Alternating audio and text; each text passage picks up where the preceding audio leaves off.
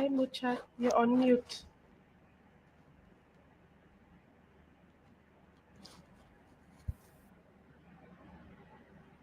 I have been on mute this whole time. Oh my goodness, I can't believe that. All right, so let's start all over again. Let's start all over again. Before I introduce Lucy, let me start all over again. So, November is a time when many begin their planning for the following year. We analyze the year that was, reflecting on goals set at the start of the year. We celebrate the milestones reached and goals achieved and assess the goals that we've missed, determined to understand why we failed to achieve them. A critical part of understanding our progress is uncovering how we may be holding ourselves back and implementing strategies to propel ourselves forward. Welcome to the 22nd edition of the EQ Lunch and Learn series. And our theme today is getting out of your way, strategies for overcoming procrastination, imposter syndrome, and self doubt. As I was saying when I was on mute, I have three amazing guests with me today. And the first is Lucy, Lucy Muthui, a media specialist with experience spanning over a decade. Lucy is an ICT graduate who's turned her passion for TV and media into a career in content acquisition, distribution, and production. She has created award winning channels for pay TV and now helps content creators showcase their work in front of investors, broadcasters, and fellow industry players worldwide through her expertise in content distribution.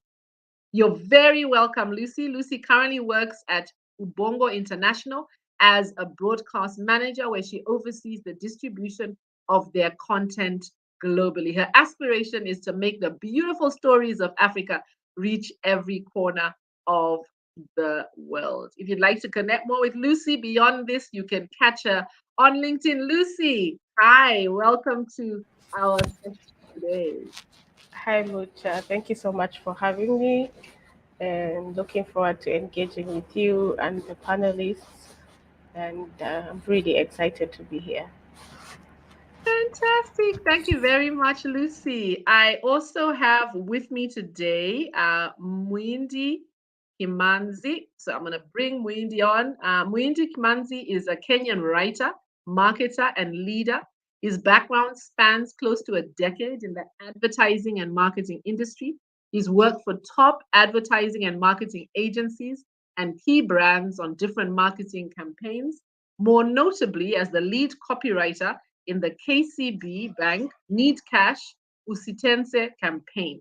He's the author of three books: No Valentine's, Day 365, Finding My Way in Every Run, and The Meetup, his newest book project. And we're looking forward to hearing more from him today. He is a mental health advocate through running and exercise.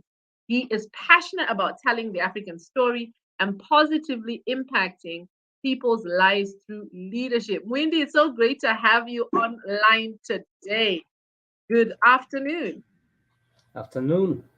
That's quite an elaborate introduction. Thank you so much.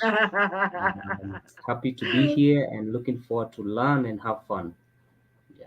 Fantastic. We plan to do that indeed. Last but not least, I have Joanne. Joanne Sigu is an HR expert with over 10 years experience. Given another chance, Joanne says she would pick the very same profession. The sky is no limit, and her dreams are real as her drive and passion for her work. She loves empowering people to be better than they previously are. She's given us a very short bio. Joanne, it's great to have you. Good afternoon or good morning. I think it's morning for you. Welcome to our session today. Thanks, Mocha. It's such a great day and a great opportunity to be here on such an early day. Thanks for the elaborate intro. The rest, I believe we can catch up with anyone else who want to know me. Thanks. Fantastic. Yeah. Fantastic. Thank you. Thank you very much for joining my panelists. I'm really looking forward to the conversation that we are going to have today. This is a really important topic as we look back on the year that was. It's coming to a close and reflect on the year to come and start making plans for what is coming up ahead. So, my first question, I usually like to ask the similar question to everyone as we kick off. What are some of the ways, and I want to give it a bit of a twist and allow me to do so, my panelists. I hope I don't catch you too off guard. But what are some of the ways that you have, in your experience, noted that you were possibly standing in your way? So, just looking back in your experience as you reflect on some of the things you've tried to achieve, whether it's reflecting on the goals you'd set for yourself and the milestones you failed to achieve, what are some of the ways you've noticed that we can get in our own way as we try to move forward? Wendy, I want to say gentlemen first and start with you before I come to the ladies. Yeah, what are some of the ways that we get in our own way, block our own progress forward? Wendy. Right. I think one of the ways which seems a bit counterintuitive is setting too high of ambitions. You know, you have such big goals, uh, and you want to like take them on all at once. So I found that to be a challenge to myself, as well as I've seen, you find somebody who, let's say, for instance, joins the gym, and you really want to do everything, but that works against you. There's wisdom in breaking them down to achievable tasks.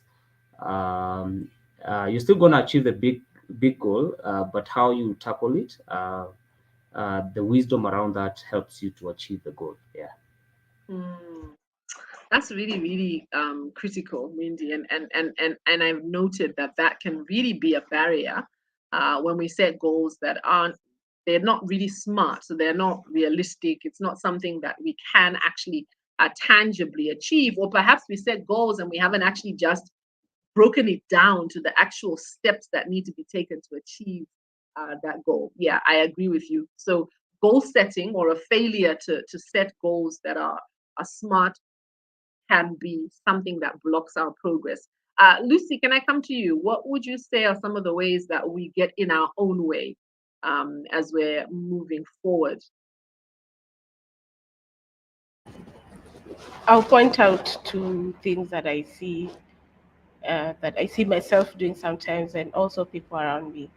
Comparison. So I know Mm, what I want, I know what works well for me, but you're tempted to look on the side and see this person is better than me in this way. So you try to, match up to that, and not focusing on, if it's a strength that you have, build on it, or if it's a weakness that you have, how do you also build on it to match up to your level of strength. So that's one of the uh, hindrances or setbacks that I see us and myself sometimes, and people around me putting themselves in that situation. And the other thing is lack of setting goals, that has been said. And when you set goals, you have to also be in aligned with your own personal goals, career goals. So when you don't set goals and match up as to what you want to achieve, for instance, if you had purpose to start to finish your masters this year, and what are the plans that you did, so small achievable goals, because those are some of the things that pull you back when you don't know how you're going to achieve the big goal through smaller steps. And lack of that self understanding of yourself, that if I'm able to maybe sit down for 2 hours and study, I'll be able to achieve that ultimate goal at the end of the year or at the end of 2 years. So for me, those are the two big uh, hindrances that I see myself, and as a way I can improve. I like that. Thank you very much for sharing, Lucy. And I'm just reflecting on what you said about this idea of comparing ourselves. I think that's a real serious killer of dreams, right? We compare ourselves to others, and I think that's something that really does get in our way. And you're right. When it comes to our goals, not setting them, really just not setting clear goals, not being very clear about what we're trying to achieve and how is critical. Thank you. Thank you very much, Lucy. Joanne, over to you. What have you seen, or some of the ways that you've maybe really blocked your progress forward? For me, the biggest blocker has been self-doubt. Self-doubt in that you feel that, okay, I don't think I'm ready. So you keep on just saying, am I ready? Am I not ready? And you look for every excuse that will prove to you you're not ready, as opposed to looking for every excuse that will tell you just do it. And yeah, I think that's just because I'm too comfortable with my routine and what I'm doing on a day to day basis. So when you become too comfortable, you're like, why should I add another weight to what I'm already handling? So I'd say for me, the biggest is self doubt, just not being too sure that you can do it. And I remember Muchi some time back you taught us like for a woman to do anything, you have to tick the box almost 99%, as opposed to a man, all he needs is just one thing out of that to be sure that they can do it. So it's something I'm really working on because everyone else can tell you, John, why don't you do this? Why don't you do this? Everyone can see your potential other than you. So for me, it's self doubt, the biggest obstacle. Yeah, is me actually. Wow. Yeah, yeah, Yeah. yeah. And all too often that is our reality, that the biggest blocker to achieving our goals is ourselves, right? It's not anything else. It's not anything outside of ourselves. And I think self-doubt is a really big one. As you were talking, I was just reflecting on this idea of confirmation bias. Confirmation bias is defined as the tendency to search for, interpret, favor, and recall information in a way that confirms or supports one's prior beliefs or values. And what you said, Joanne, that's just really powerful for us to reflect on is the idea that when you think you can't, you actually keep looking for things that confirm that you can't, rather than looking for things that confirm, excuse me, that you can.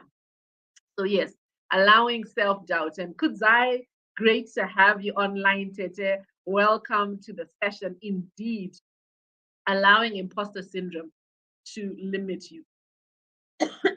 Excuse me. So today we're going to be exploring further how we can ensure that we don't stand in our own way.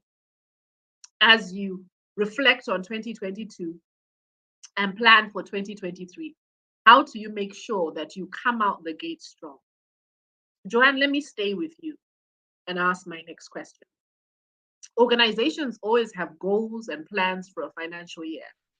What are some of the ways that they ensure that these goals are followed to the letter so that we can learn some lessons about how organizations do it? Okay. So when it comes to organization, it's quite interesting that I'm sure most people by now you potentially know what your goals for next year, for example, are, and most of you are already focused or are aligned.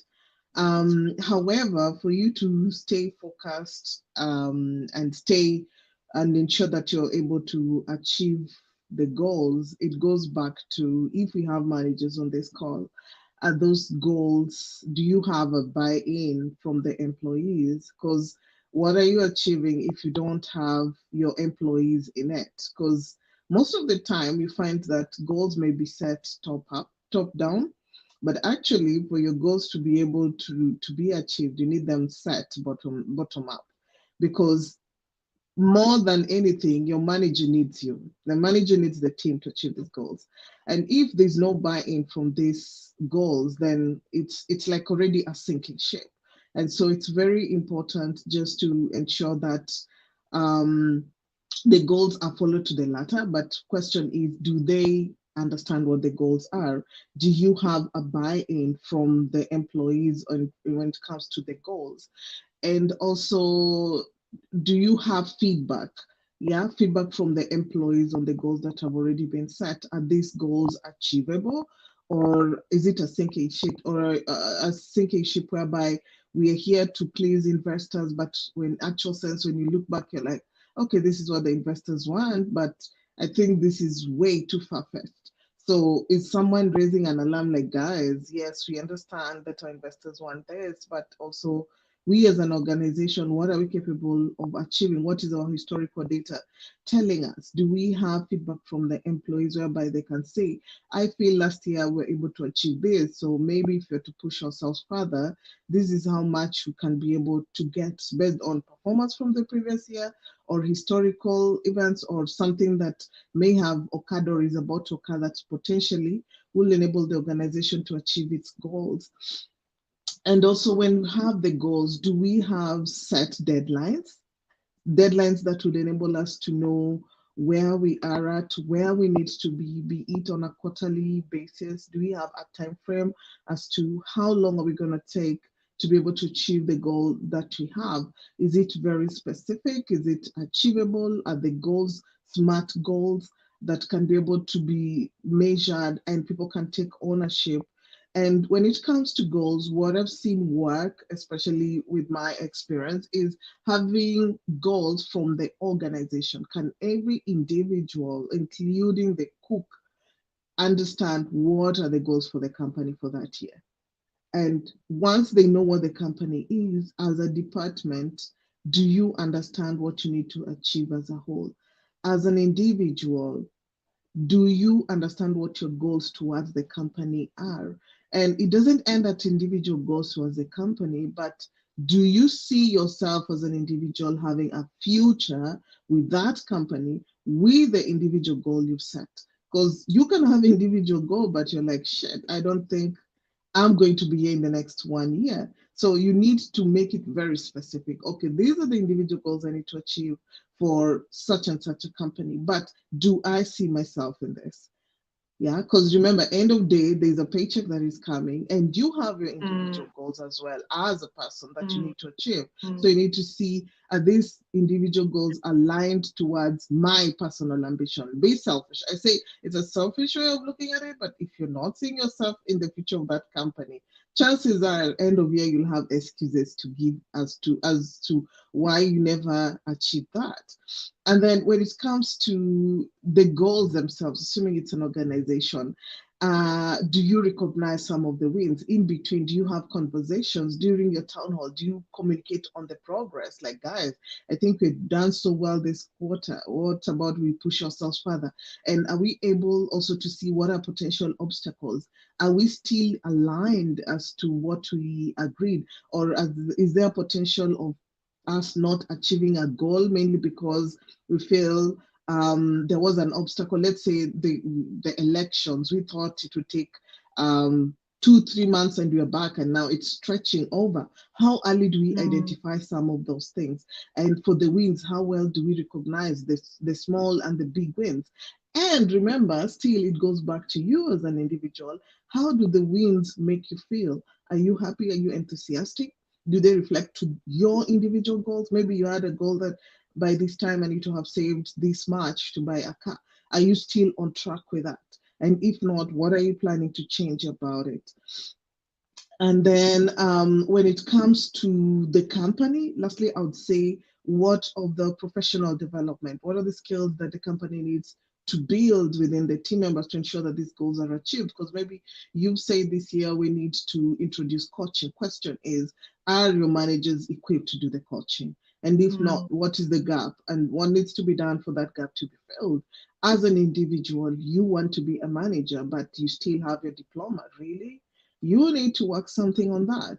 Like, I want to be a manager. What does it take for me to be a manager? Do I need to go back to mm, school? Do I need to get a mentor to help me get there?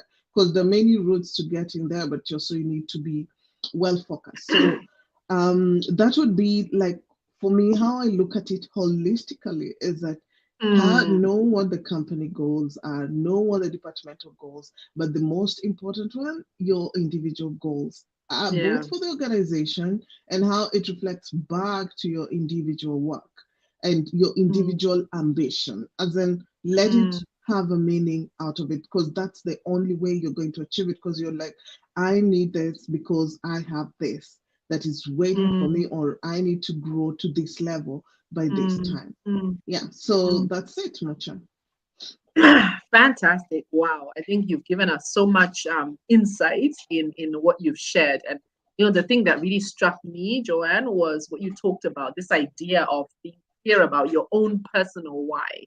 And the fact that sometimes that can be the blocker, right? Sometimes the reason why we're failing to achieve the organizational goals that have been set for us is because we don't see our why and how our why is intertwined with the organizational goal. So I really like what you said, that have clarity on your own personal goal and how your own personal goal is aligned to the organization so that you can continue moving forward towards the organizational goal. So thank you very much for sharing.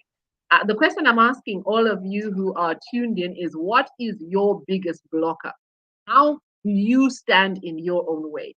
And even as I engage with my panel on the conversation we're having, feel free to tell us in the comments, how do you block your own, get in your own way? I'm looking forward to hearing that.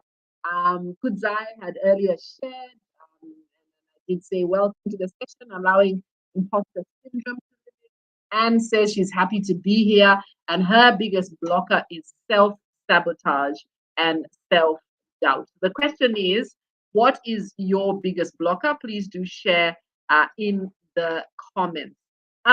Let me continue the conversation with the panel. Lucy, let me come to you. What are some of the ways that one can offer a clear understanding of where they either met, fell short, or exceeded their planned goals? So, how can I gain that clarity? Because, I'm imagining that it doesn't make sense for me to set goals for the next year if I'm not really clear on what it is that I have done for this current year. Lucy, can you help us with that? I think the biggest word here is accountability to yourself and to either your company or to someone that or a mentor who holds you accountable.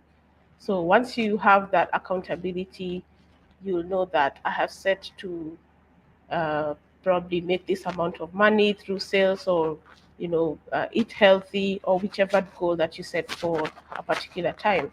So for me, I would say once you understand what you want to achieve, and you have a mentor or someone who holds you accountable, because sometimes we fall short, but we have a mantra and we say fail fast and fail forward. So you fail, but then you pick yourself up, dust yourself, and learn from it, and you learn from it, and take the next steps as to how to achieve your goals. So I would say look for an accountability partner for whatever that you want to achieve.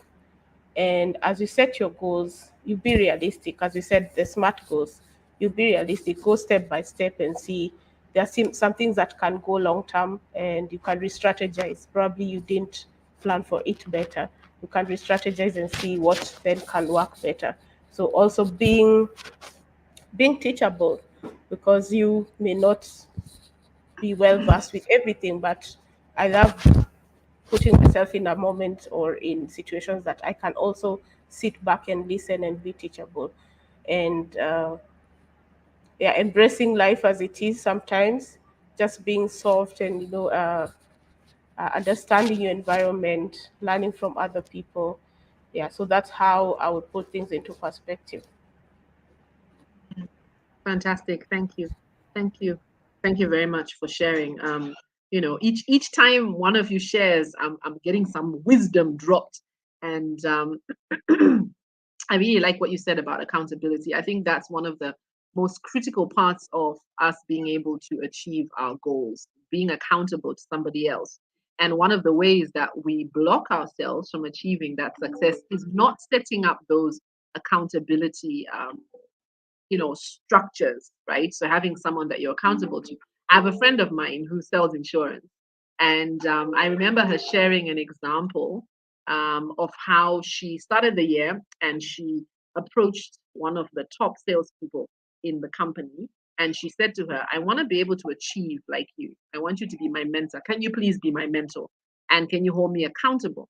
And so this a lady as well said to her, "Okay, I'm happy to work with you, but are you really serious?" Right? And my friend says, I told her I'm very serious. So she said, okay, let's work together. I'm happy to be your mentor. But what I'd like us to do is I'd like us to set up a reward and penalty scenario where if you achieve certain milestones, we reward. And if you fail to achieve the milestones we agree on, there's a penalty. So what they did was set a target for the year, broke it down into a monthly target. And on a monthly basis, the idea was to review. And her mentor, this lady, was going to hold her accountable, right? So she said at the end of the first month, she had not achieved the goal. And the penalty was 10,000 shillings, right? So she said at the end of the month, she had to pay 10,000 shillings to this lady, her mentor. And she's like, this lady doesn't even need my money, but she says she pays it. So she says that the following week, her mentor, this lady, comes into the office with a new handbag and a pair of shoes and proceeds to tell my friend, hey, look at how smart I'm dressed with your money. And she says she really rubbed it in that I'm wearing your money. Thank you so much. I'm looking so good in your money. My friend declared that she would never fail to meet the goal because she refused to buy any more handbags. And she says for the rest of the year, she was able to meet that target. I think accountability is so critical. And one of the ways that we definitely hold ourselves back, one of the ways that we don't achieve our goals is because we don't set up those structures. We don't have anyone that we're accountable to. And so if I miss my goal, it's okay. It's not a big deal. So I really like that. Thank you. Thank you very much. While this dream says that our biggest blocker has to be imposter syndrome, I know we had an EQ Lunch and Learn dedicated to imposter syndrome some time last year because this is something that is a challenge for many of us. So please continue to share what your biggest blocker is. We're talking about how we as individuals sometimes stand in our own way. If you've just joined us, welcome to this edition of the EQ Lunch and Learn. We're talking about getting out of your way, and we are going to explore some strategies. Muindi, let me come to you. How can we monitor progress towards set goals? So the two ladies have talked about, and you also mentioned earlier, Muindi, this idea that we need to set smart goals. So how do we monitor our progress towards achieving these goals? All right. I'm loving the conversation. I'm learning. I'm loving what I'm learning from the other panelists as well. So how can you monitor set goals? I think the first thing like we talked about was the goals being smart goals, and having a plan around that. One of the ways, one of the things I'd like to say is that consistency actually beats self-doubt. You know, uh, think about Mm, uh, think about forgetting his name. This inventor who created the bulb, the light bulb. You know, Edison. it said, sorry. Thomas Edison, I think. Is it Yes, Thomas yes, Edison? yes. Yes, it is. Uh, it said he tried it for 1,000 times. I don't know how true that Mm, is, but the emphasis was he really did try it several times. So I believe it's in that consistency that we move from the point of self doubt to being confident in what we are doing.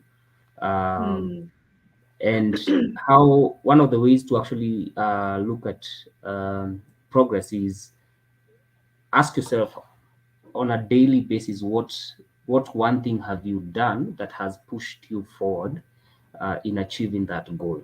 You know, some days you're lucky to put in a lot of work, some days it's just probably just a small significant thing that you did that helps you to move forward. It could be, let's say you're setting you're thinking of setting up a business. Through the process of setting up the business, it could be that one day you just do the name search.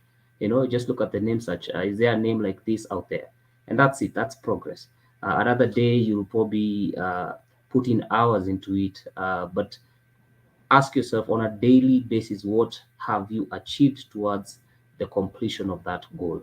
And as you remain consistent in that, you'll find that you are achieving much greater things than you hoped to achieve on the onset. It's important that we look at small steps as growth. Yesterday I saw a very random video on somebody's status. this gentleman was saying that in his house, as long as the kids turn 6 years old, they have to read 20 pages a day.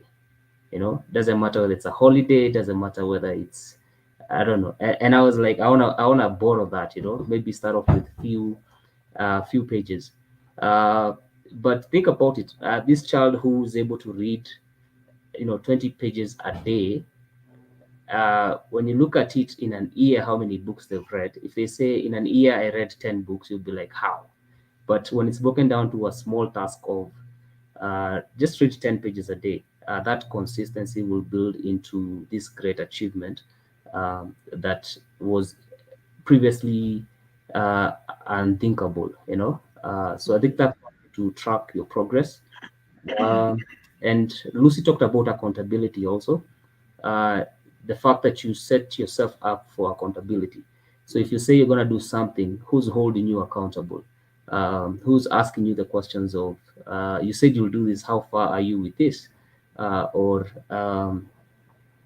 like through my journey of book writing, one of the things I do is I express my targets to my editor. So they're able to actually follow through and say, I expected the first draft by this time. Where is it? That way it's easy for me to stay on track, as opposed to you've set the goal, you are only accountable to yourself, and it's easy to cheat on that, as opposed to when you have somebody, like following through with you with that. Yeah, I think those are two ways you can track progress. Thank you. Thank you very much. I mean, again, accountability is coming up here as a critical one. So I think we can all conclude that in order to get out of your way, you actually need help, right? You need support. And part of that help and support is the accountability structures that you set up. I really like what you said, Wendy, about expressing milestones to your editor, right? So this is someone who then is holding you accountable. Hey, where is this chapter that you have indicated? And I really love what you said. Important to see small steps as growth. Consistency beats everything else. A person who just consistently does something on a daily basis is going to get far further than anyone else. And so, thank you very much for sharing those amazing insights. I think if you've just joined us, welcome. We're having a fabulous conversation.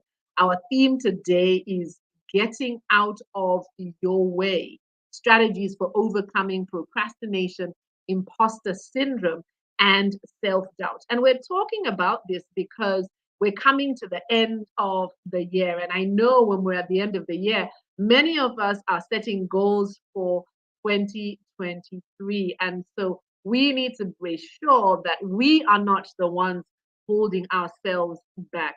Wendy, I want to stay with you and I want us to start tackling or dismantling some of these barriers that we've already started talking about. So the question was, what are some of the blockers? And today our focus is on three key blockers: the blocker of self-doubt, the blocker of procrastination, and the blocker of imposter syndrome. So if I start with you, Mwindi, and we talk about self-doubt, self-doubt has proven to be a cancer in so many people, so many young people, and young and old, to be honest.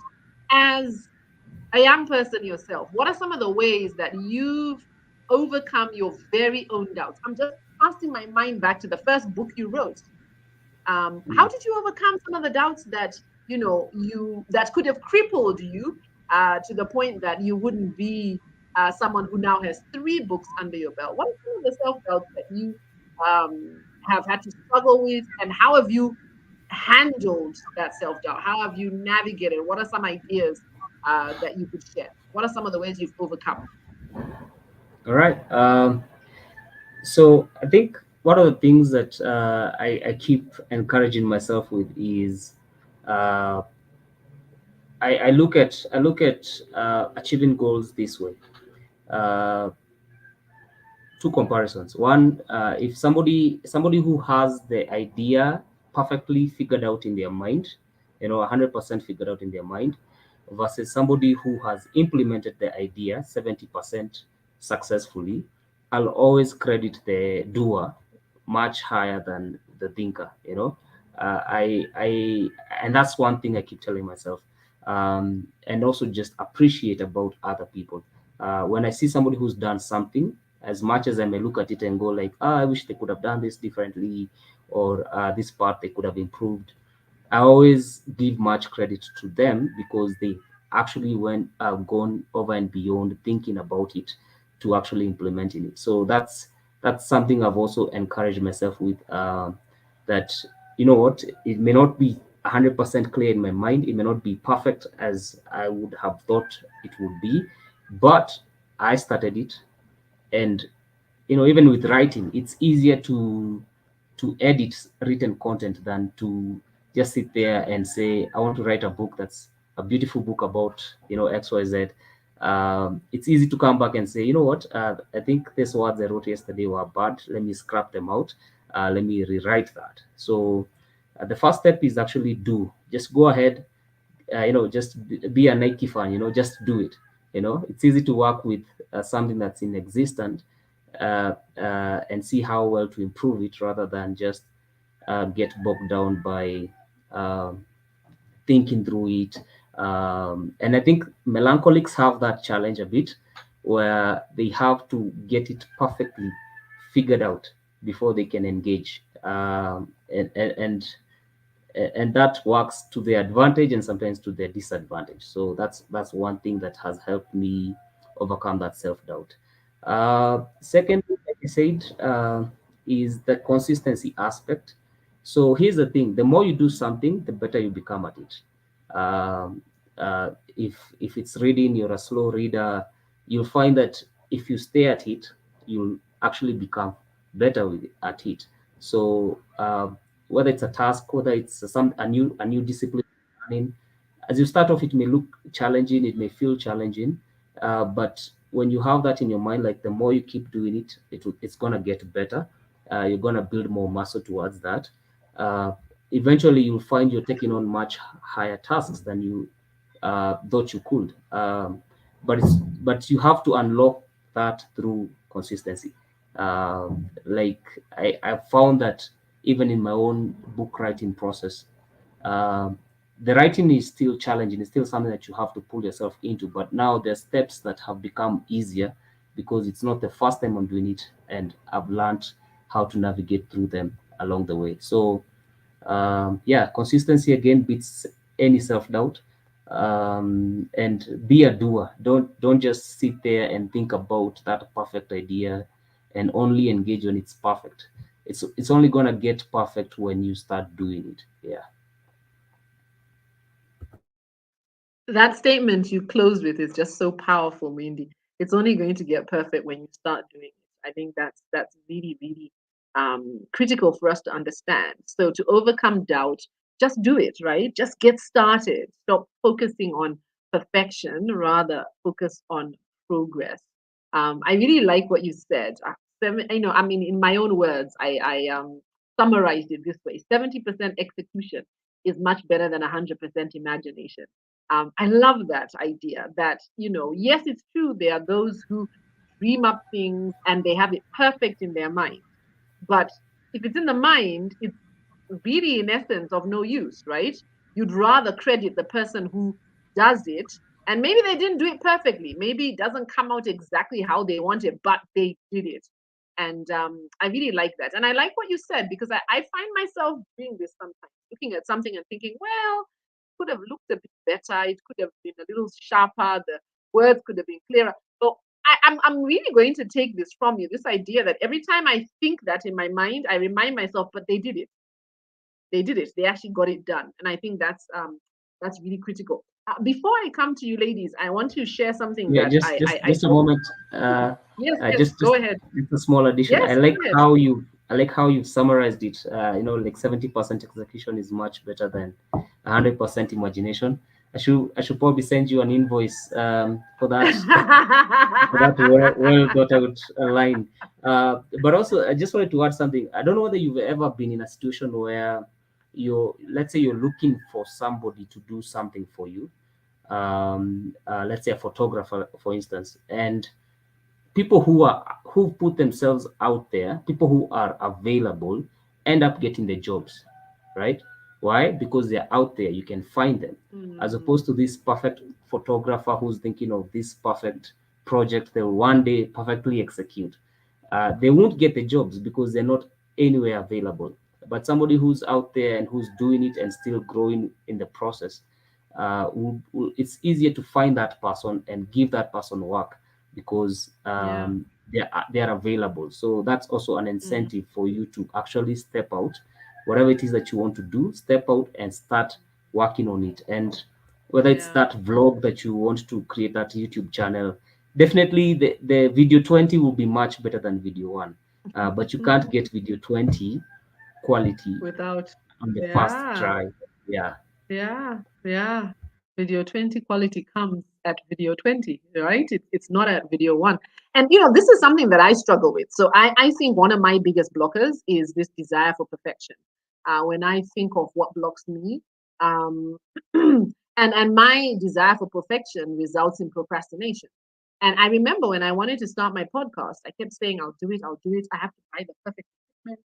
Okay, I need more time because I need to get a perfect mic and then I need to get the perfect this and the perfect that. And it took me forever to start until one day I just made the decision. I gave myself a deadline. I remember actually it was around my birthday. And I said, I'm going to start. And indeed, as I listened to the first podcast, indeed the quality now is a lot better than the quality then. But I got started, and I think that's really critical. Ladies, before I come to you, I just wanted to share something that I talk about in some of the training programs that we run. And it's just this experience that if you think about a 18th century naval ship, right? 18th century naval ship. Imagine they're sailing on the high seas when suddenly a pirate comes to view and they are going into battle. And so the sailors run out the guns and fire a blistering broadside, right? So they fire up the cannons and they begin to fire. None of the balls hit the pirate ship. Problem? No problem. Just reload and using the experience from the first shot, adjust and fire again. Now a few shots hit, and with each cycle, they get better. With each cycle, they're aiming the shots in the right direction. And soon enough, they are able to do away with the enemy. We need to apply the same kind of approach in our own lives. This idea that rather than seeking a perfect plan that paralyzes us, and I'm speaking from experience, paralyzes us in pursuit of perfection. Let's ready, fire, and then aim. So rather than taking the ready, aim, fire approach, it's ready, fire, then aim. So the idea is we must jump in, fire, and then as you jump in, make adjustments as necessary. Find the better equipment for your blog. Do a bit more research for your blog. Get better editing software for your podcast, but get started. And this is actually the process of learning. And so, for me, in my experience, one of the ways that I know I have gotten in my way is this pursuit for perfection. But as Wendy says, get started. It's only going to get perfect when you start doing it. Lucy, I want to come to you. A key part of being able to really take time to get out of the way is actually taking time to reflect. Far too often we just go from one situation to another without stopping to reflect on where we are and how we've done. What are some of the ways that we can make sure that we take time to reflect at the end of the year as we start setting goals for the coming year? Okay, some of the ways to reflect could just be noting down some of the milestones that you've achieved.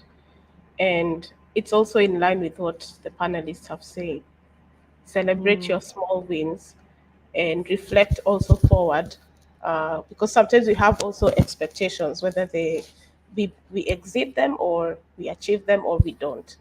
So when you mm, also, I'm just saying, journal, write down for me it works really well because I'm able to go back and say, like for instance, a very good example, I have a journal that I wrote at the beginning of the year.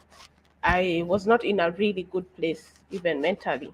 And my goal was to align myself so that I'm able to pass wholeness in every aspect of my life as a mom, as a career woman, and in the workplace. So I set myself out to seek help so that I'm able to be in a good place mentally, to silence the noises in my mind, and to, just to align myself mentally and emotionally so that I'm able mm, to show up for myself and for everyone I love, and for the work that I really love as well. And I can tell you, I have had an amazing year. This year has been amazing because I can look back and reflect that had I not taken those steps to first take care of my mental health, and you know also to put family close, spend more quality time with them. So for me, it's that journaling also is a way that you can assess yourself. This is how I feel, or even have a journal for work that these are the expectations that are expected of me and my team, and this is how we sit together. And I've also learned also to work very well collaboratively with people, and just as a leader also to know what kind of value are you adding to the team, and also what do you also draw in from other people. So those would be for me the biggest steps that I have taken to mm, just, grow myself. And as I reflect forward, I'll look back at my notebook and say that, well, this I was able to do very well, and I'm happy, and be grateful even for those small wins I'm talking about. And as I plan forward, just mm, also, journal it down and sit down with my mentor. I talked about having a mentor because those the people who keep you accountable, people who inspire you, also help you to become a better person. I don't like mm, working in isolation because I draw so much strength and knowledge and wisdom. And you see, panels like this, you can always come back and listen in. Maybe there's something I missed from the panel or even the previous sessions. Seek knowledge. Those are some of the ways you can reflect. Maybe some people are asking themselves on the viewers are asking themselves, where do I start? Start here. This mm, is an amazing platform with very conscious discussions from the past. I also took time to listen. I was just like, wow, this is amazing content. So also listen to amazing content and get some of the strategies. And also, if you need now further help, look for personalized help on how to uh, manage your finances, because we are talking about mm, being a whole human being. You may be making good money, but you don't know how to invest, you don't know how to to plan better for your life. So look for mentors, look for wise people who share this kind of knowledge and learn from it. Some of these resources are available here on YouTube, on LinkedIn. They are very good resources. Start there, and if you're able to pay maybe for a personalized kind of service, do that. So I would say write down your goals. There is so much power in words. What you utter, what you think, what you put down. I can say for sure that you look back and reflect, and you're like, wow, I made it. And also be gentle with yourself. Don't beat mm, yourself too hard. This life is not certain. COVID taught us to, to embrace life as it is, and that actually has really helped me also, because we so many changes took place, even how we relate with each other, and we even embraced using technology. Probably right now we've been in some hotel, sitting on a panel. We started embracing technology. yeah, Joanne is in a yeah, different territory and she's able to join us. So we also embrace these new trends. If there's a new technology, I work in the media and tech industry, so you can appreciate and know how things change very fast, and you have to be really keen on learning. So be teachable, as I said earlier, and to learn from each other, collaborate. So I would say mm, those are some of the steps that I want to take in for next year. If I was not able to collaborate more, and there are opportunities to do mm, that, I want to do more. So as I plan my mm, year, I want to put down all those strategies down. I mm, want to be a better person in the workplace, to my friends, and mm, also just plan my time well, because I think we should also address time management, because they're talking about holding ourselves accountable. How do you manage your time? And there's a saying Mm, that we all have 24 hours, but you find someone has that 8 to 5 shift, but they're able to achieve so much in a day and in the same office and same environment. So avoid those distractions. Is social media distracting us? mm, There's our own mindsets distracting us. Probably I'm not doing it well. So how do you mm, stop? How do I also stop myself from thinking I'm not good enough? It's knowing that mm, every small there's a reason I was hired there, because so those mm, are the strategies I've used just to stop myself from thinking I'm not good enough. Why am I here? mm, And just celebrating mm, those little small milestones that I've achieved mm. in every aspect of my life. Thank you. Thank you very much, Lucy. I think one of the things that's come through very, very loudly from all of my panelists is this idea of celebrating milestones. I think that's such a critical part of being able to really take cognizance of where we are and be kind to ourselves. Lucy, I think that one's a critical one. Sometimes we hold ourselves to an unrealistic standard, and I think that can also be a way that we block ourselves. Joanne, I'm going to come to you in a moment, but I want to stay with you, Lucy, for a little longer because we're talking about imposter syndrome, self doubt, and procrastination. And Muindi talked a little about how he's overcome self doubt. I'm wondering, Lucy, as you're sharing, if you've ever had to navigate procrastination, what tips you would give for someone who struggles with procrastination? How do you do all those things you've said? Because you've talked about a lot of things. You've talked about having a mentor. You've talked about stopping to reflect on the milestones. You've talked about investing in learning and growing yourself. Maybe one of the challenges someone has, and we have Helena here. Helena, you're very welcome. Who says procrastination? That's the thing that holds her back. So, what advice would you give someone who's struggling with procrastination, Lucy? I'll probably look at what is what is causing you to procrastinate. Probably you know what you want to achieve and probably how you want to do it, but you're also fighting with fear. Like, what if it's not good enough? So I would first want to investigate, and that's where that self-awareness of yourself, because how I procrastinate is very different from my colleague or my friend and my sister. So I would want to know, has this been a pattern throughout my career? Is it because I'm in a new job, or is it a new project that I'm not quite confident that I should have taken it up? So I would first investigate these feelings that are making me, Mm, want to hold back. And so I'll just personalize it and say, I have experienced this. And uh, the thing is that it was a big project, and I was like, oh my goodness, I don't want it to fail. So, and then I started now reflecting, what if it works? So I have taught myself also to do the positive what ifs, and and it worked well in the end, and I learned a lot along the way. And mm, teamwork. You also have to remember you're not alone. You have mm, people who are there to support you. If it's a project for the company is providing a team that you can work with. So don't fear to say, oh, I need help in this. I'm not so good at writing this kind of a report.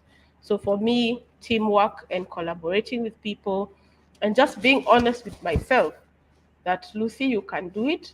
Lucy, you are meant for greatness. I have to affirm myself. If I don't affirm myself, who will affirm me? So I start with that. I start with that mindset. Just be mindful of my thoughts. And when those fears come, I don't let them sit and control who I am. I will just allow them to be there. I investigate them, and I use them positively. I will say, okay, I'm fearing that this will not go well. So how can I work around it and just present it? And yeah, uh, those would be my takeouts. That don't don't fear losing, or don't fear showing your vulnerability. mm. That is strength enough when you put yourself out there and say, I need help, or could you show me how to do this? And you probably even will perfect better than the teacher. Wow. Like I said, every time you guys share, you're just dropping wisdom. There's so much insight that is shared, and I agree with you 100%, Lucy, that when we procrastinate, the way to handle procrastination is to ask ourselves why. What is it that's causing me to procrastinate? And as you've said, a lot of procrastination is driven by fear. So you're afraid of the outcome, you're afraid of what could happen, and that then causes you not to take a step at all. And the thing about it is, when I don't move forward because I'm afraid that I may fail, I actually do end up failing because I've not moved forward. And so having that conversation with myself to determine what is causing me to procrastinate, digging deeper. I think that self-awareness you talk about is critical. And knowing, what is it that's causing. And then, like you say, Lucy, unpacking it further. So not, allowing yourself to get stuck in that emotion. And that's emotional intelligence 101. Identifying the information, acknowledging the information, the emotional information, unpacking the emotional information, and then making a determined way forward. So thank you. Thank you very much for sharing that. Joanna, I want to come to you. And as our resident HR expert, I want to ask you a question around organization. But before I do that, Wendy talked about navigating self doubt. Lucy's spoken about navigating procrastination. So there's the third one I'd like us to talk about, imposter syndrome. So how have you navigated? And I'm making an assumption here that you have navigated imposter syndrome. I think most of us have, more especially women. But yeah, how have you navigated, and what strategies would you share on how to deal with imposter syndrome? And then I will come to the question I want to ask you about organization. Um, I would say for me, when it comes to imposter syndrome, it goes closely with still self doubt. And how I've been able to navigate is just I've learned to write more than think in my head and let it sit there. So I sit Mm, down and I write and write and rewrite and write. So more or less trying to look what are the pros, what are the cons, what are the pros, what mm, are the cons. And I keep on looking at what's the worst case scenario in every situation and how mhm, will I be able to tackle. Because most of the time why we don't get out of it's the fear of the unknown. You don't know what you don't know. Because if you know it, it means mm, you have a way to navigate through it. So yeah. somehow you have a way. Or if you don't have a way, at least you know at some point you'll hit the bump.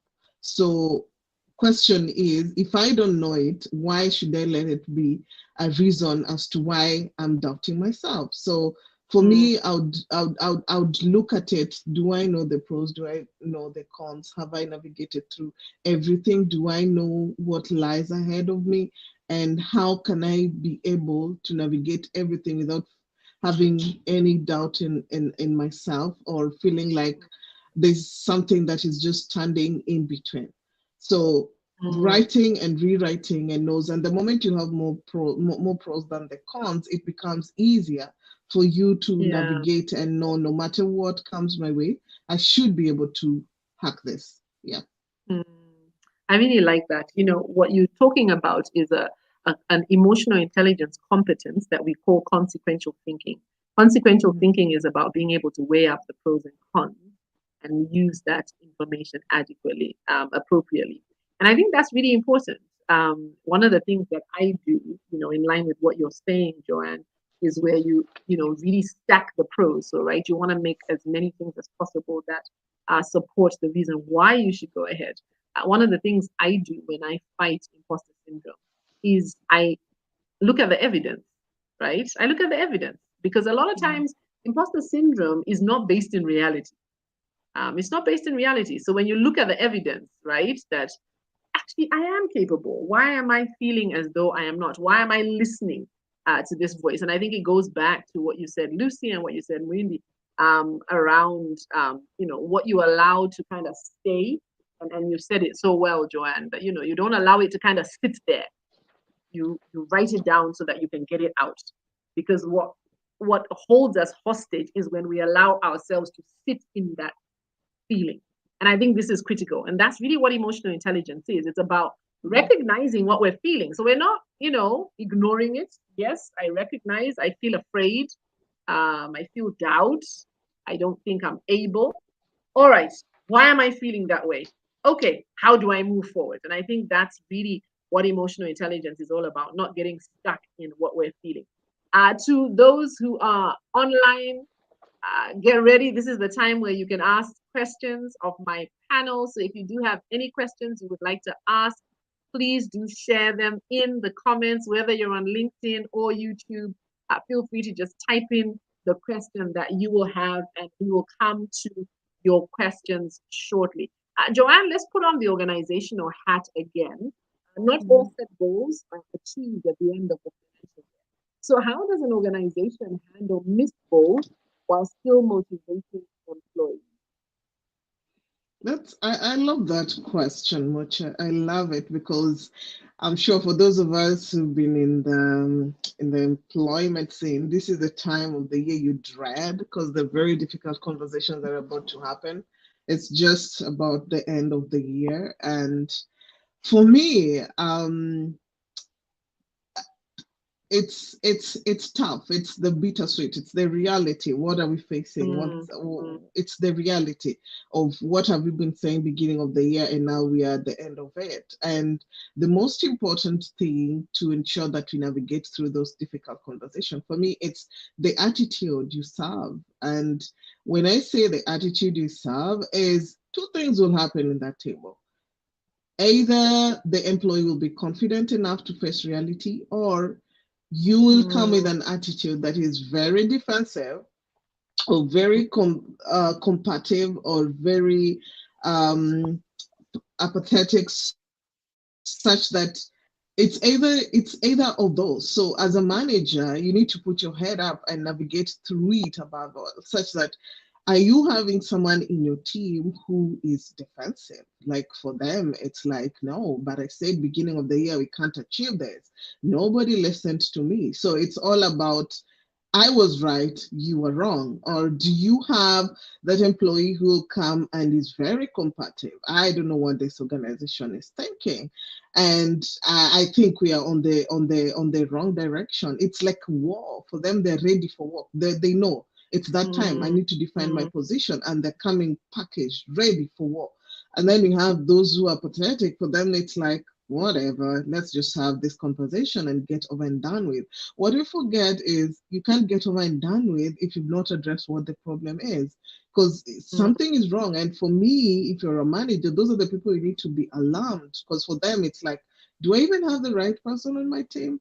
And so, as a manager, what you need to know is understand the temperature, understand the attitude that people are serving you at that table. Because the moment you're able to understand what is the attitude, it's you, the manager, to come down and give them an environment where they'll feel it's safe, like it's okay to fail.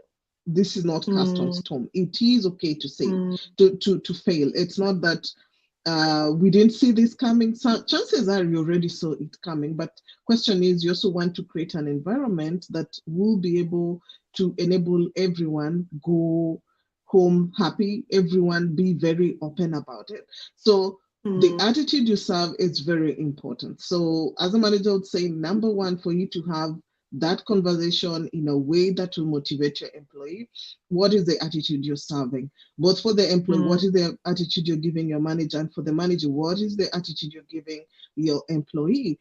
And then it's very important, number two, to come with a posture whereby you're embracing everyone and understanding people are feeling different at that point, and it's very important to know what their feeling is and give them an area where they feel they're comfortable being in that room, they're comfortable to have that conversation. And then thirdly, address the elephant in the room. Because now, if the temperature is right, why don't we address what is the elephant? And when it comes to the elephant of the room is we did not achieve our target. That is the core thing. And two questions that you must ask yourself is, why did we miss it? Why did we miss it? And when it comes to why did we miss it, more often than not, three things made us miss it. One, our personal. Yeah. And what are the personal issues that we were going through that made us not achieve? Maybe I was sick. Maybe my emotional well being was not okay. Maybe my mental status was Mm, not right.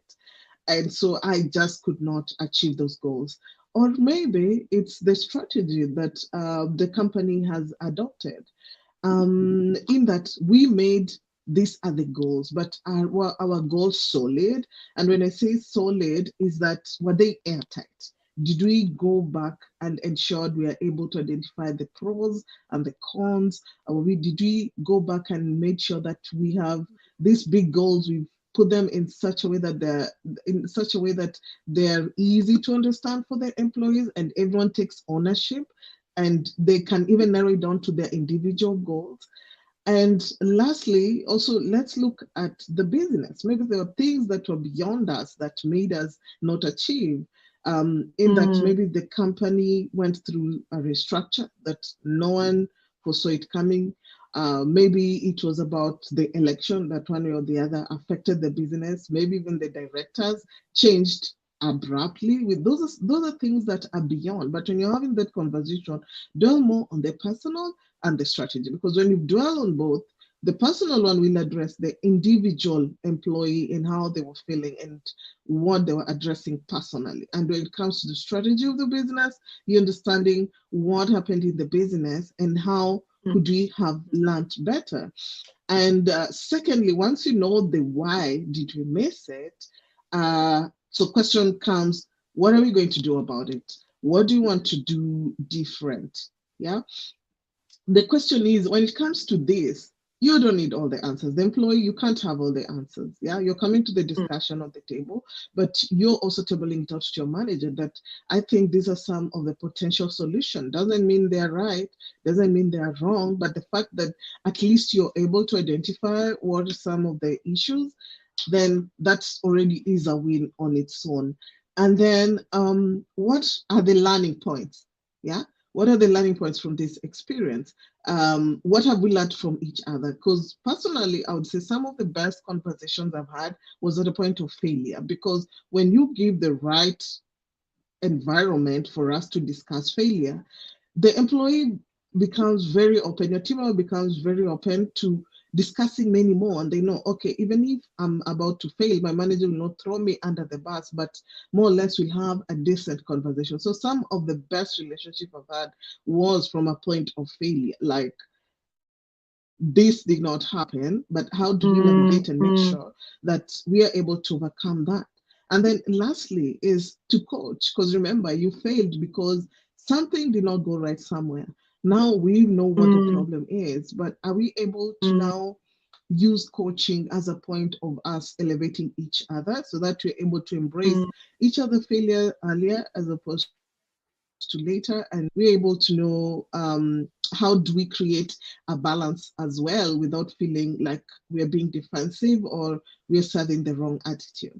Yeah, mm. so Mucha, I would say for me, that would be some of the key highlights on how to just navigate the difficult conversation. Yeah. I love that. And one of the things that stood out for me from what you shared is this idea that we should talk about the elephant in the room. Far too often we don't, right? We just want to pretend it didn't happen. And yet this is a critical part. And I think this is the same even for our own personal goal setting. And it goes back to the comments that Lucy shared when we were talking about reflecting on the year that was, that we need to be able to have those tough conversations with ourselves as well, tough conversations around why we have not been able to achieve what we have been able to achieve, and so that we can learn about it. And I think this is where, again, this idea of being self aware becomes critical, because then I become aware of the fact that I have a tendency, for example, to procrastinate, or that I allow my self doubt to hold me captive. Or indeed, it may be imposter syndrome. So I think that's really critical. Thank you very much for sharing, Joanne. So this is the time when you ask questions. So please do share any questions you have. Just type them in the comments, and my able panel will respond to your questions. Also, if you are here and you haven't said hi, I've only heard greetings from a few of you, and I know there are many more online. please do take a moment to say hi. We always love to know who is on with us. We want to know if you're here for the first time. And we also love to know our regulars who are with us on a monthly basis. So please do just take a moment, type in the comments and say hello, even if you don't have a question, so that we can engage with you. So feel free to um, type in. Muindi, as we're waiting for a question, I think I have a question, and I think this would be interesting. Do men suffer from Yeah, sure. imposter syndrome, or is it Sorry? just a ladies' thing? Do men suffer from imposter syndrome, or is it just something that ladies suffer from? And now, let me ask you, now that you are here, is that I really something real for men? I think men do also suffer with imposter syndrome. Um, yes, it's something that men also suffer from. The thing I don't know how to rate it. I don't know whether it's men put up a brave face and get it done. I don't know, Mm, but they do suffer from that as well. I think it's Lucy or I had her talk about. You have to also remind yourself why you got the job in the first place. Like you went through an interview process, they vetted you and they gave you the job. That in itself mm, should give you confidence when you hit yeah. times of that doubt that you might have. But yes, to answer your question, I believe men do also suffer from that as well. Yeah. Thank you. Thank you very much. And I think that, again, what you're sharing is this idea of evidence, right? Giving yourself the evidence. I think that's really critical. And I think that's why we ought to celebrate the milestones. If you recall, I think all of you talked about this idea of celebrating milestones in one of the answers you were giving in response to one of the questions. This idea that we must celebrate the milestones. And I think celebrating the milestones helps us to build up that evidence. So when that small voice tells you you can't do it, you can remind yourself, no, but I can. I've done it in the past. And if I've done it in the past, I can do it again. And for me as a believer, I also believe in holding close the promises of God. And I tell myself, I can do all things through Christ who gives me strength. So sometimes I feel in my own strength I'm not able, but I remind myself that in God's strength I am. And then also, one of the things I'm learning is the fact that the worst that can happen is a no. So I've got nothing to lose in trying, right? I've got nothing to lose in going forward. Do you have a question for my panel? Helena says, very insightful discussion here. As a contribution, I also think procrastination can stem from failing to plan and hence planning to fail. Thank you very much, Helena, for sharing. It's great to have you here. So you have about 3 minutes left. If you do have a question for my panel, we are going to be wrapping up the conversation soon. If you have a question, please do share it with us now so that my panel can respond to the questions you have. As I mentioned, I asked, Bundy, and he has confirmed in the affirmative that indeed men do suffer from imposter syndrome as well, but possibly just that idea that men must just kind of hold it together and move forward. Winnie, a big shout out to you as well. Thank you very much for being here today. We're happy to have you here. If you have a question, please do ask it now. We would be happy to hear from you. Um, Let me come to you guys again and ask you really to share, and in a way, as we begin summarizing the conversation, we've been talking today about how we can possibly stand in our own way, and we've explored some of the ways that we do stand in our own way, and we've talked about how we can move forward, right? So each of you shared. Wendy, you shared when it comes to self-doubt. Lucy, you talked about procrastination, and Joanne, you talked about imposter syndrome. So as you just really start winding up the conversation, as successful people in your own fields, what are some of the secrets that you have used to ensure productivity? Because these blockers stop us from achieving our goals. So what have you done to ensure productivity, positivity, and success, what are some of the secrets that you would share? So, even if you are, as you summarize, repeating something we've already covered, that's okay. Muindi, let me start with you. What are the secrets that you have used to ensure that you are productive? Yeah, on one of the things you're going to say, Muindi. But yes, over to you. All right. Yes, I think I'd say three things that have allowed me to achieve things that I've set for myself. One is having a big goal. I always love to look at it as a challenge. Or rather, I thrive better in challenges when I set a challenge for myself and I work towards achieving it. Like one of the challenges that I've set for myself is to write and publish a book every year. Wow. And it was quite interesting. I sat through a talk by a writer that I really admire called Joanne that year, and she just started explaining how she's done that herself for the last 7 years. She's been able to write 7 titles, and so such a challenge keeps me on the toes. So at the start of the year, I know I have to achieve that goal, so I'm able to sit down and find a way to achieve that goal before December hits. Um, that's number one, setting a big goal for myself. The other thing is consistency. One of the things that you'll hear me repeat over and over again is I consistency. knew it. I knew that one was Yes. going to be one of your three. I knew it that consistency would be there. Yeah. Yeah, Yeah. sure. That will definitely be there. I've written actually a book on how I ran every day for a whole year, minimum of 20 minutes a day, and that just translated into growing consistently. It's interesting. Like when I started that challenge, I had not purpose to write a book, but because of being able to understand how consistency works, that challenge translated into a book. I'll give more Mm. details about that. And then the last thing Mm. is to love what you do. Um, find a way to build passion into what you do. Find a way to just be excited about what you do, and look out for things that just fuel you and just give you a passion, and give you that extra edge to go ahead and achieve what you set yourself to do. So have a big goal, be consistent, and love what you do.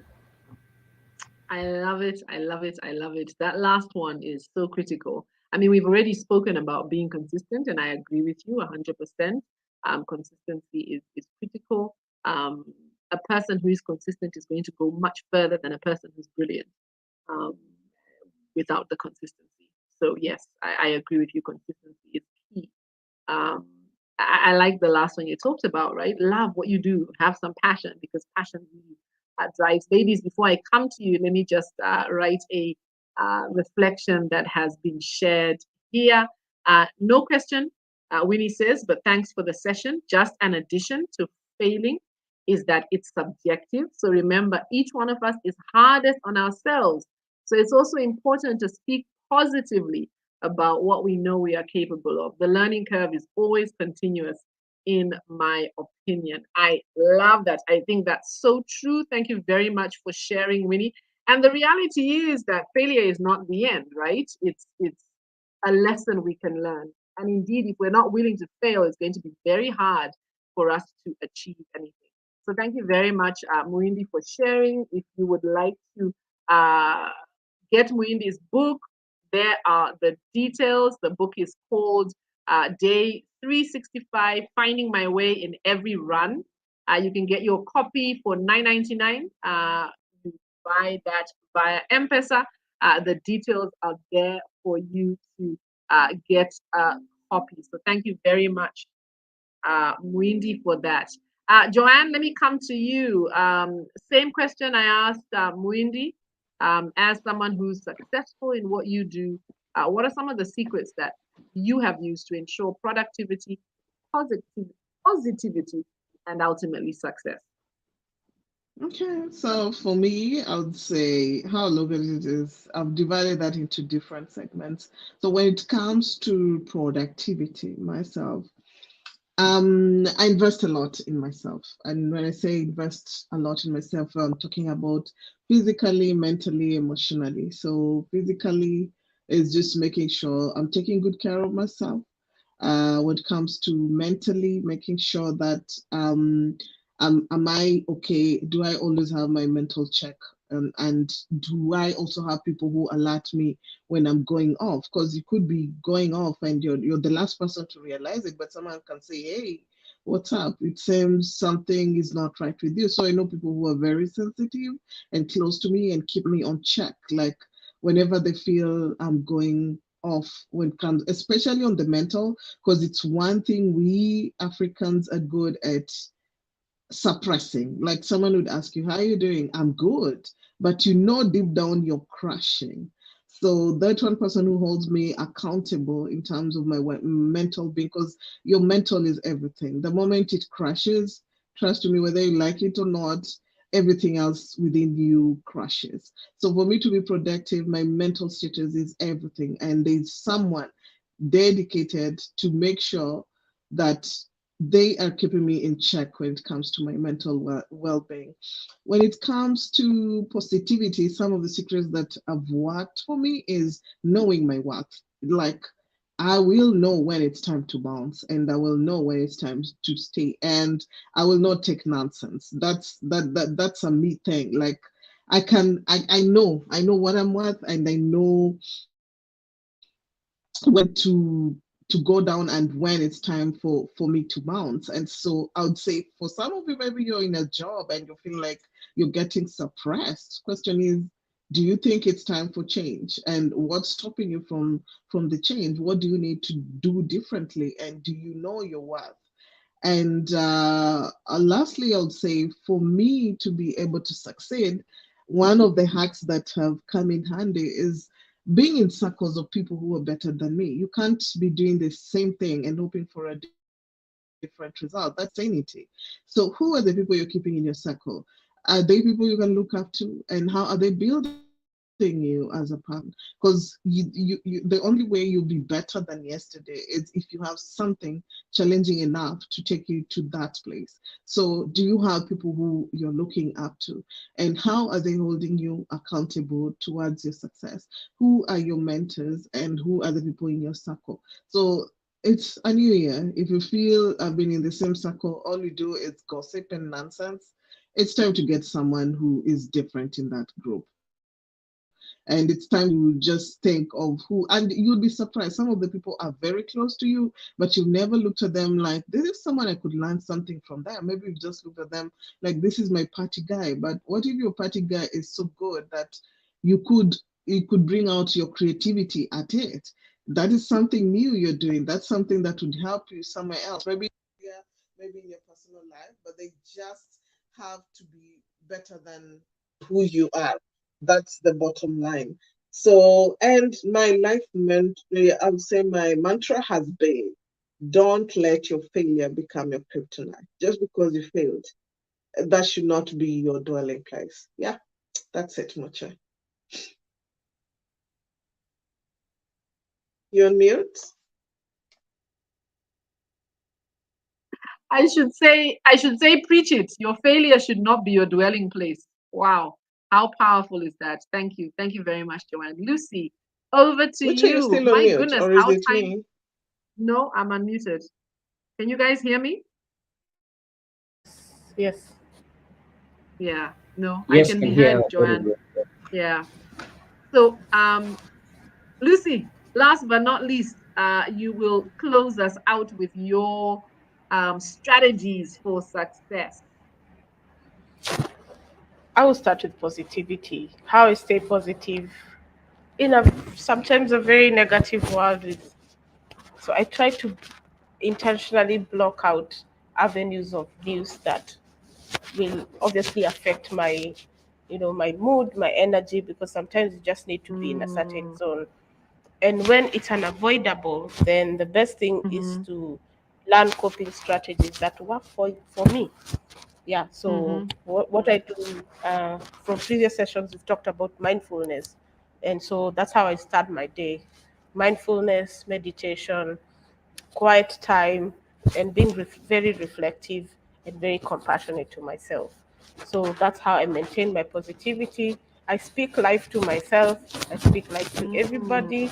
I speak life to this session because it's gonna mm, change life. So wherever I go, I also want to speak life and just bring out that energy and positive mindset, positive thoughts, and positive ideas, mm, and also mm. learn to cope with if things don't fail, then what do we do about that? So for me, that's how I maintain my positivity.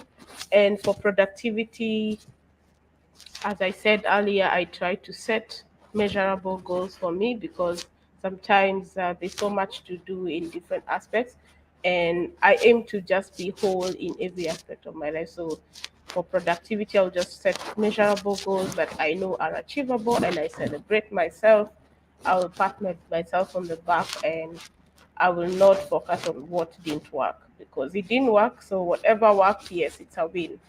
And success, I think for me, if I measure it based on how I had set my goals. So I know I am meant for greatness. And so success for me is if I am able to achieve what I had set to do and learn from it, because there's so much more that success comes with. Am I also able to teach another person, pass this forward?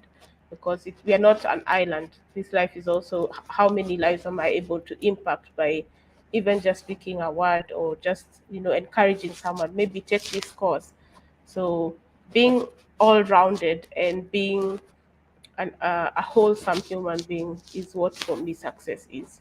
You're successful in your job and people learn from you. You're also teachable. You always seek knowledge, and yeah, you pass that wholeness to other people. So that's for me, that is success, and that's how I sum it up. Fantastic. Oh my, I can't believe that our time is up. Thank you so much to my panel for the amazing insights that we have learned. So let me share my parting shots from the three of you. Muindi, my biggest takeaway from you today has been around consistency. Consistency is key. Just do it is the other, um, parting shot that I have from you. And I think that when you think about being consistent, it does mean just do it, right? Just consistently do it and you will get better. 70% executed is better than 100% imagined. So that's the lesson I've learned from you. Joanne, from you, I've learned that it's important to know your worth. You fight back imposter syndrome and self doubt by knowing your worth and reminding yourself of what you have achieved. And you all talked about this idea of celebrating the milestones. I think the more we celebrate, the more we can fight back that little voice that says otherwise. Also, Joanne, you talked about being in circles of people who will build you up and hold you accountable. There is that saying, show me your friends and I'll show you who you are. So, who are those friends? Are you with people who are encouraging you, who are pushing you, who are stretching you? And the last thing I really liked you said was, don't let your failure become your dwelling place. And then, Lucy, my takeaways from you: be positive, be intentional about blocking out the negativity. I love that. Speak life into your circumstances. And I really like what you said, Lucy. Have clarity on what success actually is, right? So, what are you defining as success? Because that will determine what measure you feel you have achieved. So, there you have it, some amazing insights from yet another amazing panel. A big thank you, Joanne. It's been great to have you. Thank you for waking up so early to be here. Lucy, thank you very much to you too. And Muindi, thank you so much for joining us. A big thank you to my panel today, who have been awesome. So I'm going to say goodbye to you all. Don't forget, you can get Muindi's book. The details are on the comments. So thank you very much. Goodbye, Lucy. Thank you very much. Goodbye, Muindi. And thank you very much. Goodbye, Joanne. There you have it. What a fabulous session yet again. Thank you so much for joining us. This is the last of the EQ Lunch and Learn for this year. Our next EQ Lunch and Learn will be next year in January. And as always, we will have a topic that will get you started in the year 2023. So join us again in January as we continue with this series. As always, you provide the lunch and we provide the learning. So thank you very much for joining us today. And it is a goodbye from me. Enjoy the rest of your day.